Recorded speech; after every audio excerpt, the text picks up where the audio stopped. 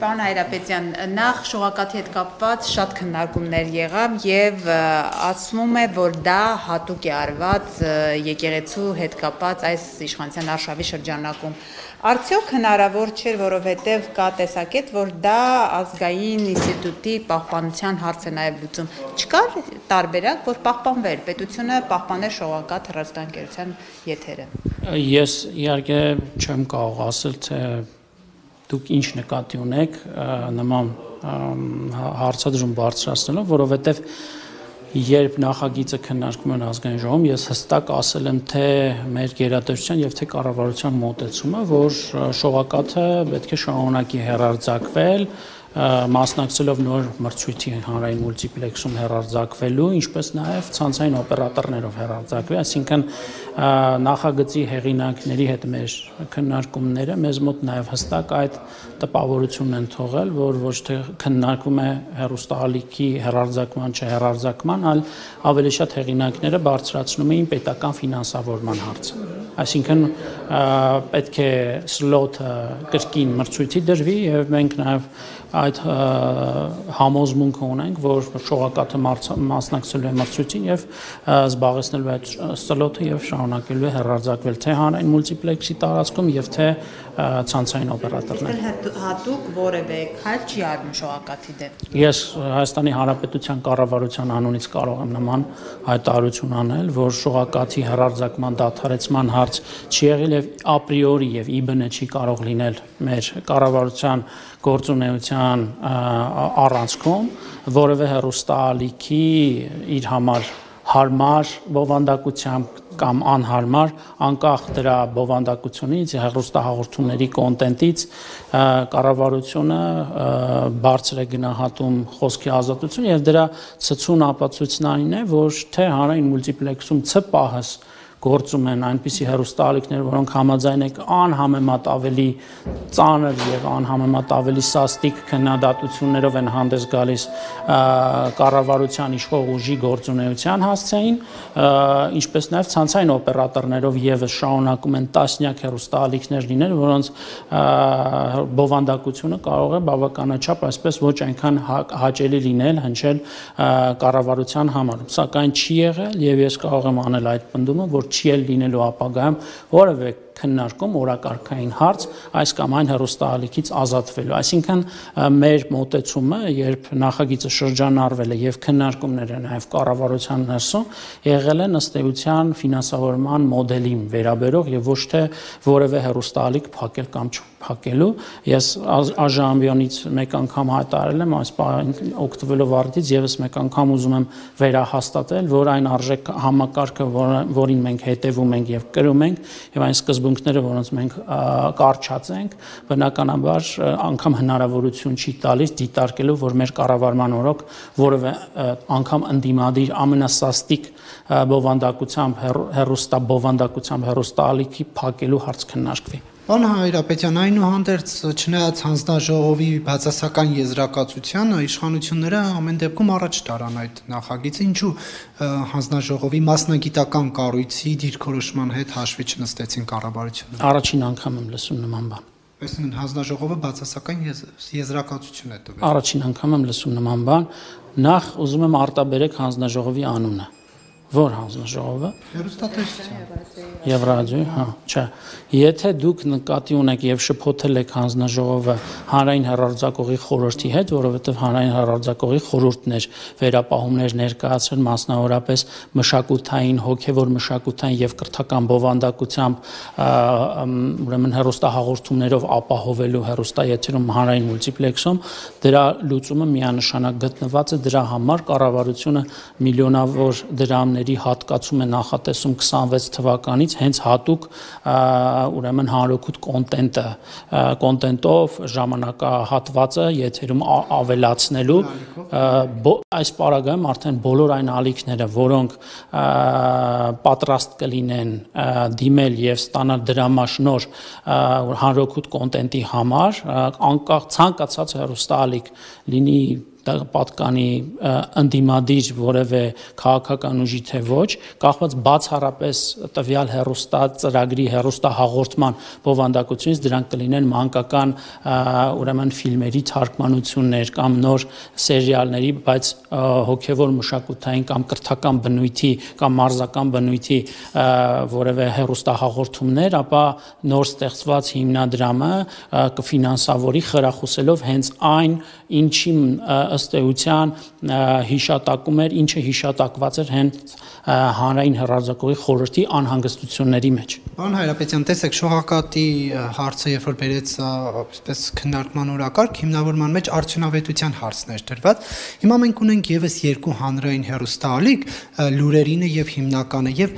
հիմնական ալիքի եւ լրատվական ալիքի լրատվական բլոկի հաղորդումները գրեթե իրարից ոչ մի բանով չեն տարբերում։ Շատ չնչին կարող է մեկ հաղորդում լինի, որ հիմնական առաջին ալիքով չի հեռարձակվում, մնացած բովանդակությունը նույնն է լրիվ։ Այս դեպքում ինչու էլի արդյունավետության հարց առաջ չի բերվում, եթե երկու կապուղիով էլ նույն բանն է հեռարձակվում։ Հիմնական բովանդակության առումով, եթե կհիշեք, ես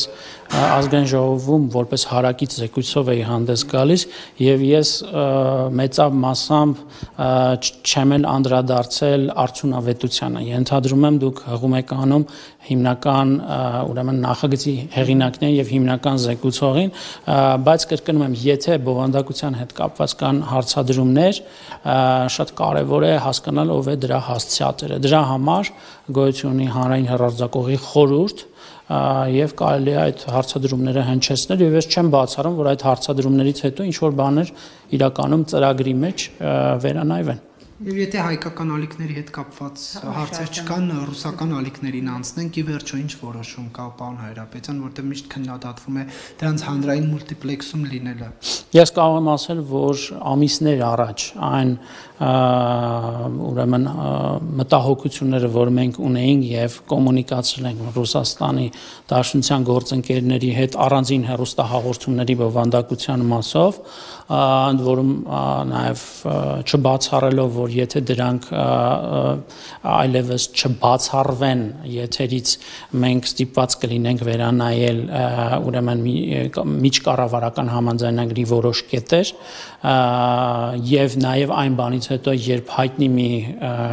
հեռուստահաղորդման արգելափակումից հետո, երբ Հայաստանի Հանրապետության եւ Հայաստանի Հանրապետության քաղաքացիների հասցեին հնչել էին վիրավորական արտահայտություններ եւ այդ հաղորդումը արգելափակվեց, վերջին ամիսներին մենք որևէ ահազանգ չենք ստացել։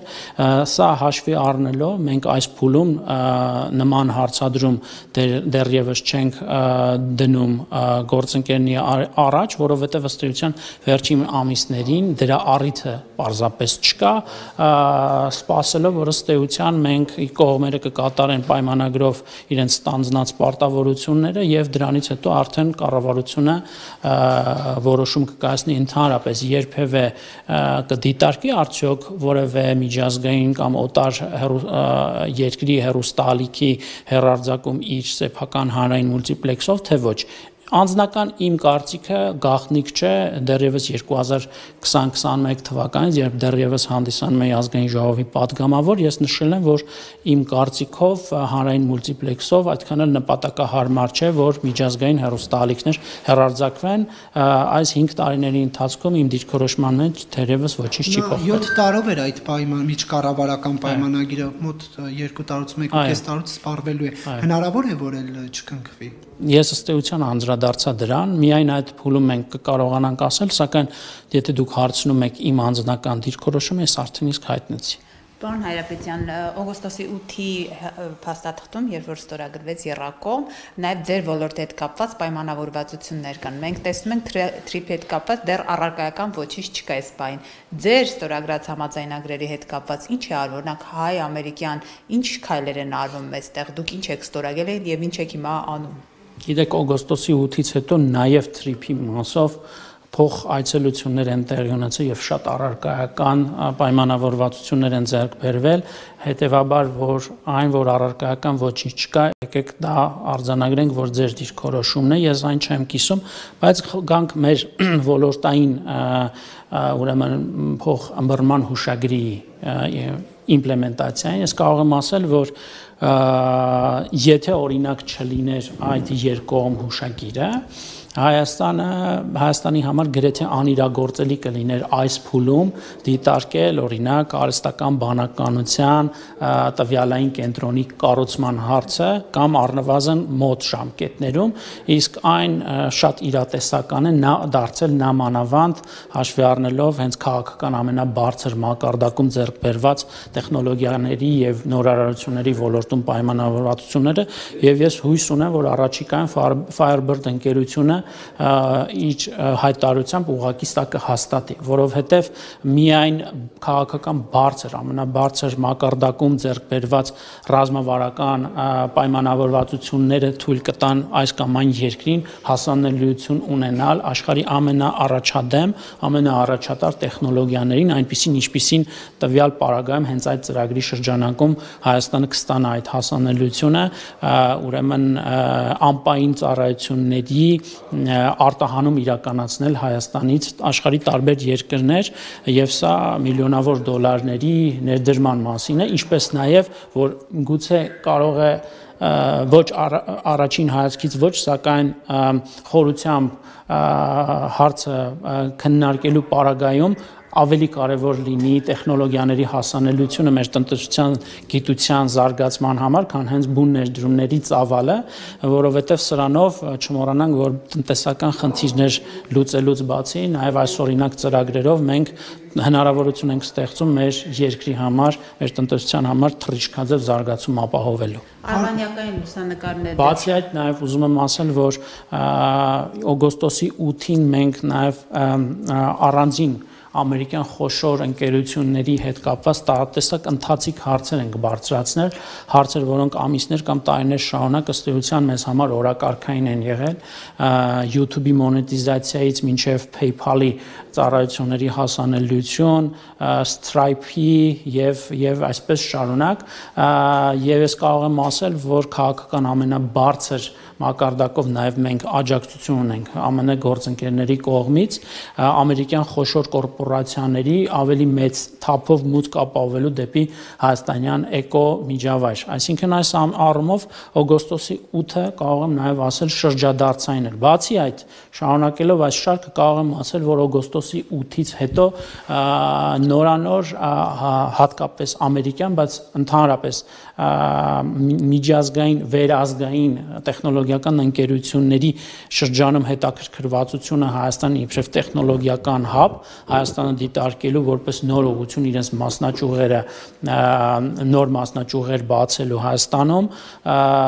մի նոր այսպես էջ է բացվել, այսինքն այս իմաստով թե խաղաղության միջավայրի ձևավորումը մեր տարածաշրջանում նոր հնարավորություն է բացում նոր ներդրումների համար եւ թե ուղիղ Հայաստանի Հանրապետություն Ամերիկայի Միացյալ Նահանգներ տեխնոլոգիաների ոլորտում փոխըմբռնման հուշագիրը։ Եվ պարոն Հայրապետյան, մեկ այլ հարց ձեր ոլորտից դուրս, որպես քաղաքական թիմի ներկայացուցիչ սատարում եք Նիկոլ Փաշինյանին այս կաթողիկոսի շուրջ ստեղծված թեմաներով, թե ոչ, եւ ինչու օրինակ պատարակների չեք մասնակցում վարչապետի։ Եթե մանրամասնեք, օրինակ ինչ նկատի ունեք կաթողիկոսի շուրջ։ Կաթողիկոսական ակցիան, որ կաթողիկոսը խախտել է ըստ Նիկոլ Փաշինյանի կուսակրոնության ուխտը, զավակ ունի եւ կարկալույց արված է։ Օրինակ ես ձեզ մի հարց տամ, երևի իմ հարցի մեջ կգտնեք ձեզ համար ձեզ հարկավոր պատասխանը։ Ոնց եք պատկերացնում Հայաստանի Հանրապետության կառավարության անդամ կարող է լինել մի մարդ, ով կարող է դեմ լինել։ Ոնց եք պատկերացնում։ Բնականաբար լիոլի ես կիսում եմ քաղաքական թիմի եւ քաղաքական առաջնորդի ուրեմն մոտեցումները եւ պատարակների մասնակցությունը կամ չմասնակցությունը ընդհանրապես դրա հետ որևէ առնչություն չունի։ Ես կարող եմ ասել, որ ավելի քան 3 տարի է պատարակների չեմ մասնակցում, հետևաբար խոսքը ոչ թե հովանավանքի պատարակի մասնակցել չմասնակցելու մասին է, այլ ընդհանրապես ավելի քան 3 տարի է, ինչ ես պատարակներին չեմ մասնակցում եւ ես այցելում եմ եկեղեցի, մոմնվարում, աղոթում եւ հաղորդակցում եմ իմ Աստծո հետ ավելի կարճ ժամանակով, քան պատարակների ժամանակահատվածն է, իսկ թե ինչու դա անձնական հարց է, թերևս ես կխուսափեմ ձեզ հետ այն կիսվելուց։ Այսինքն ժամանակի խնդիր չի, այլ հարց է։ Ժամանակի խնդիր չէ։ Այո, այսինքն պայմանավորված չէ մեր օրյա ժամանակների առանձնահատկություններով։ Ես նկատում եմ զբաղվածության խնդիրը չի, այսինքն զբաղվածության պատճառը։ Այ հիմա դուք ուզում եք, որ ես մանրամասնեմ, ես թերևս այդ հարցի շուրջ, թե ինչու ես 3 տարուց ավելի կոնկրետ զուտ պատարակների չեմ մասնակցում, ես դա այդ մասին մանրամասնել չեմ կարող, դա խիստ անձնական է ինձ համար, բնականաբար ես որպես հայ առաքելական եկեղեցու հետևորդ եւ հավատացյալ մարդ, որ պարբերաբար եւ մշտապես իր Աստծո հետ հաղորդակցվելու անհրաժեշտություն եւ կարիք ունի, այցելում եմ եկեղեցի, աղոթում եմ, բայց ոչ պատարակների ժամանակ։ Ժամանակին դեռևս ուսանող ժամանակ տարեկան մի քանի անգամ ուխտագնացություններ արել եմ իմ տնից դեպի Էջմիածին նաև մասնակցել եմ պատարակներին, այս պահին դա ինձ թույլ տալ չեմ կարողանում։ Շնորհակալություն ձեզ լավորեն։ Չմոռանաք հավանել տեսանյութը եւ բաժանորդագրվել Civic AM-ի YouTube-յան էջին։